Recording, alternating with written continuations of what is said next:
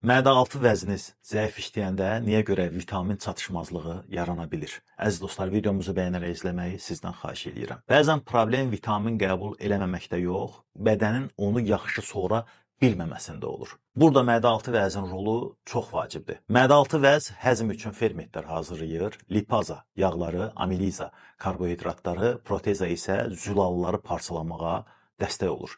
Ən vacib məqam isə lipazadır. Çünki A, D, E və K vitaminləri yağda həll olan vitaminlərdir. Yəni onların bədənə yaxşı sorulması üçün yağların normal həzm olunması, normal parçalanması lazımdır. Əgər yağlar yaxşı parçalanmırsa, bu vitaminlərin sovrulması da zəifləyə bilir. Ona görə də mədə-altı vəzin ferment işi zəifləyəndə insanda təkcə köp, ağırlıq və gərilmə yox, vitamin çatışmazlığı əlamətləri də görünə bilir. Əgər səbəb həzm fermentlərinin zəif işləməsidirsə, bədənə həmin fermentləri dəstək kimi vermək lazımdır. Mikrazim 25.000 vahidlik həzm fermenti tərkibli dərman vasitəsidir. Tərkibində lipaza, amiliza və proteza fermentləri var. Lipaza yağların, amiliza karbohidratların, proteza isə zülalların həzminə, parçalanmasına kömək olur.